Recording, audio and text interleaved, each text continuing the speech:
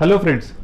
अक्सर लोग पूछते हैं कि आयुर्वेद में थायराइड के बारे में कुछ लिखा है, क्या आयुर्वेद में थायराइड की कोई चिकित्सा वर्णित है। बहुत बार ऐसे भी पूछते हैं कि आयुर्वेद से थायराइड ठीक होता है। तो चलिए आज एक ऐसी केस स्टडी के द्वारा हम जानेंगे कि आयुर्वेद थायराइड के बारे में क्या सोचता है और इसकी चिकित्सा कैसे करती है। मैं Vaidya Pankaj Jogi, consultant Ayurveda physician and Panchakarma specialist, SVL Ayurveda, Nagpur, Maharashtra से फिर से एक बार आपका स्वागत करता हूँ। तो केस स्टडी शुरू करने के पहले सबसे पहले हम रिपोर्ट ही देख लेते हैं। ये पहली रिपोर्ट है जब पेशेंट हमारे पास आया था और उन्होंने थायराइड की जांच की थी। इस रिपोर्ट में क्या था देख लीजिए।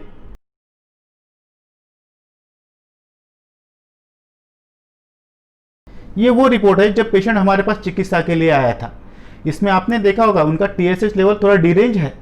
अब आगे वाली आप रिपोर्ट तुरंत देख लीजिए जो चिकित्सा के बाद हमने उनसे करवाई थी।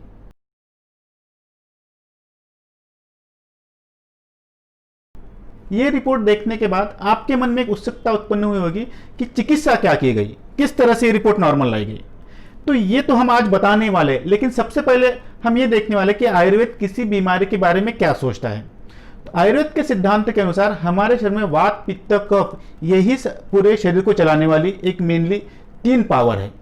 ये तीनों मतलब वात, पित्त, कफ अगर नॉर्मल स्टेट में, बैलेंस स्टेट में है तो आपके शरीर में पूरी जो क्रिया है वो सुचारू रूप से चलेंगी। फॉर एग्जाम्पल अगर आप अच्छे से सांस ले रहे हैं तो इसका मतलब ये होता है कि शरीर में वात अच्छे से काम कर रहा है। अगर आपको बराबर भूख लग रही है और आप खाना बराबर पचा रहे हैं तो इसका मतलब है आपके शरीर में पित्त प्रॉपर तरीके से काम कर रहा है, वो बैलेंस स्टेट में।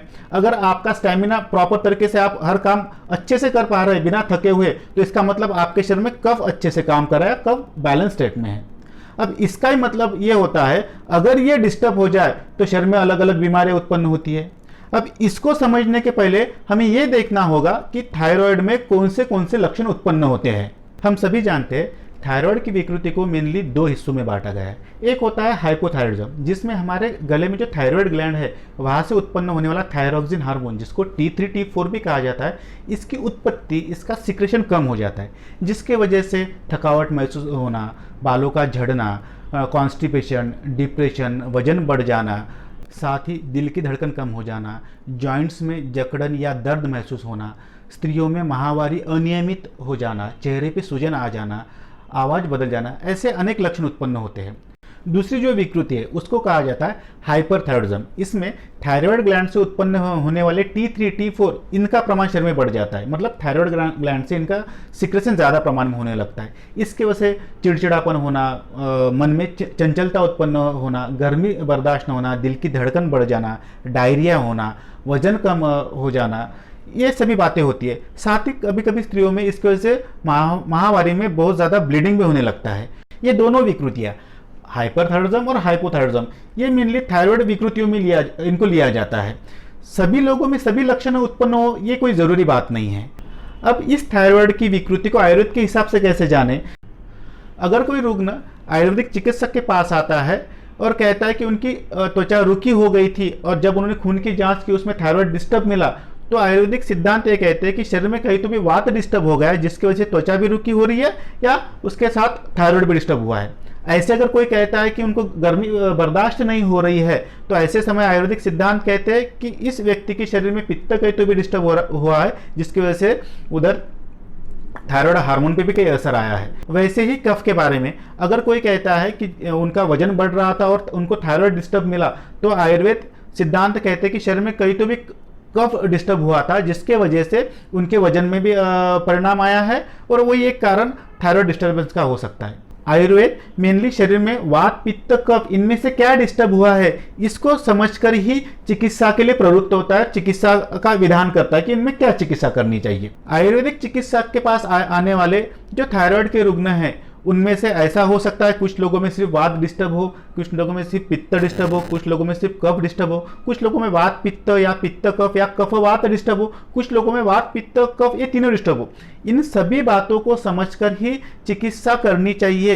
ये आयुर्वेद का एक महत्वपूर्ण सिद्धांत है और इसी सिद्धांत को ख्याल में रखते हुए हमने इस रुग्ण की चिकित्सा की थी। अभी चलिए देखते हैं कि क्या केस थी और इसको किस तरह चिकित्सा दी गई है। ये जो केस है ये एक 25 साल की स्त्री रुग्ण हमारे क्लिनिक में आई। उनकी मेन कंप्लेंट थी कि 2 माह की गर्भावस्था में उनका मिसकैरेज हो गया। जब उस दौरान उन्हें कुछ जांच की, उसमें उनका थायराइड जो वो डीरेंज मिला, TSH लेवल उनको बढ़ी हुई मिली। लेकिन आयुर्वेद का सिद्धांत है कि आयुर्वेद हमेशा रुग्ण परीक्षा से ही अपना निदान करता है, ना कि किसी जांच पर से। सबसे पहले हमने रुग्ण के उनके कंप्लेंट्स के बारे में पूछा, तो उनके कंप्लेंट्स में उग्र प्रदेश और कंठ प्रदेश में दाह होना, जिसको हम एसिडिटी कहते हैं, शीरशूल उत्पन्न होना, शरीर में उष्णता बढ़ी हुई है ऐसा उनको महसूस होता था। साथ ही उनको योनिगत श्वेत स्राव था, व्हाइट डिस्चार्ज, जिसमें जलन भी थी। जब इन सभी लक्षणों को देखा गया तो उग्र दाह और कंठदाह ये पित्त कफ संबंधित पाई गई। शीरशूल विषम था, मतलब कभी कम होता था, कभी बढ़ता था, कभी होता ही नहीं था। इस तरीके से उसमें एक विषमता होने की वजह से उसको वात से संबंधित पाया गया। शरीर में जो उष्णता बढ़ी है इसको पित्त से संबंधित पाया गया। योनिगत जो श्वेत स्राव था उसमें जलन भी थी, दाह भी था, इसलिए उसको पित्त और कफ से संबंधित पाया गया। सभी कंप्लेंट्स को एक जगह पे लिखने के बाद पाया गया कि मेनली कंप्लेंट्स पित्त संबंधित थी। अब जब हम हेतुओं की तरफ बढ़े तो हेतुओं में मेनली नमक ज़्यादा खाना, लाल मिर्च का अति सेवन करना, साथ ही चटपटे जंक फूड को खाना, ये पित्तवर्धक हेतु मिले। इसके वजह से हेतु भी पित्त के थे और लक्षण भी पित्त के ही मिले। ये स्वतंत्र पित्त प्रकोप है ऐसा उसमें समझा गया। जब रुग्णों को मल संबंधी प्रश्न परीक्षा की गई तो उनमें ऐसा पाया गया कि जब भी वो चटपटी पदार्थ या फिर नॉनवेज खाते थे तो उनको द्रव मल प्रवृत्ति होती थी। कई बार उनको मल में खाए हुए पदार्थ वैसे ही दिखाई देते थे।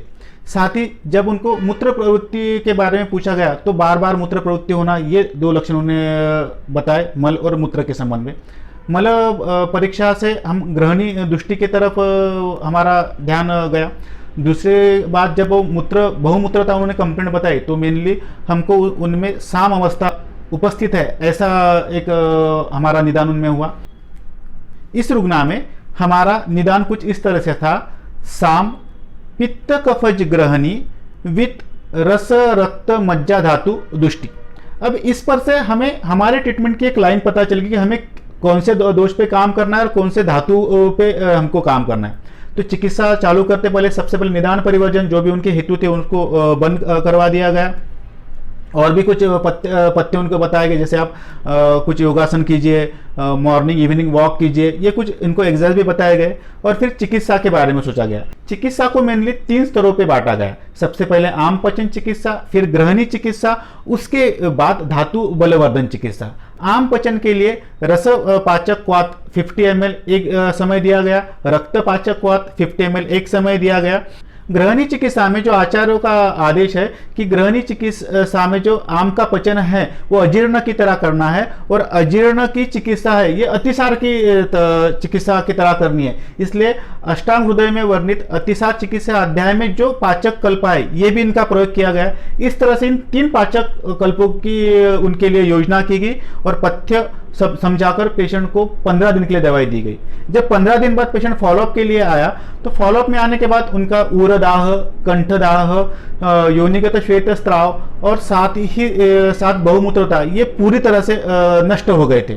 लेकिन उसी दौरान पेशेंट ने हमें एक नई कंप्लेंट बताई कि पेशेंट को 5-6 दिन से उत्क्लेश मतलब जी मचलना, उल्टी जैसा लगना ऐसा महसूस हो रहा था। तो इसको हमने आमाशयगत दोष, ये बहिर्मुख मतलब बाहर आने को उत्सुक है, ये समझ के बिना स्नेहन किए ही सद्य शोधन दे दिया। सद्य शोधन में मतलब हमने उनको वमन करवाया। वमन के बाद संसर्जन क्रम फॉलो करने के लिए कहा और फिर से ग्रहणी की चिकित्सा चालू की। उसमें किरात तिक्तादि चूर्ण, ये जो ग्रहणी चिकित्सा में आचार्य चरक जी ने बताया है उसका उपयोग किया गया। ताप्यादि लोह रौप्य युक्त 250 मिलीग्राम, इसको दिन में 2 बार दिया गया। स्वर्ण परपटी, इसको 125 मिलीग्राम दिन में 2 बार दिया गया। इस तरह से चिकित्सा कम से कम अगले 1 महीने तक चलती रही। हमने रुग्ण को फिर से पुनः थायराइड संबंधी जांच करने को कही और जांच करने के बाद रुग्ण की थायराइड टेस्ट एकदम नॉर्मल आ गई, जो हमने वीडियो के स्टार्टिंग में ही देखी थी। इस तरह से शुद्ध आयुर्वेदिक निदान करके थायराइड की रुग्ण में आयुर्वेदिक चिकित्सा से पूर्ण उपचार उनको प्राप्त हुआ। सिर्फ रिपोर्ट ही नॉर्मल नहीं आई, उनके सभी जो कंप्लेंट्स थी वो भी नॉर्मल अवस्था में आ गए या फिर वो कंप्लेंट्स चले गए। अभी आप में से कुछ लोग ऐसा पूछ सकते हैं कि हर थायराइड के पेशेंट में क्या हम सेम ट्रीटमेंट दे सकते हैं? तो इसके जवाब हाँ और ना, ये दोनों है। हाँ इसलिए कि अगर आपके पास आने वाले रुग्ण में आपको साम अवस्था या पाचन की कुछ जरूरत है, तो गृहिणी के में वर्णित पाचन या अतिसार चिकित्सा में वर्णित पाचन, इनका उपयोग किया जा सकता है। और इसका ना जवाब इसलिए है कि आपके पास आने वाला रुग्ण जरूर नहीं गृहिणी का ही हो।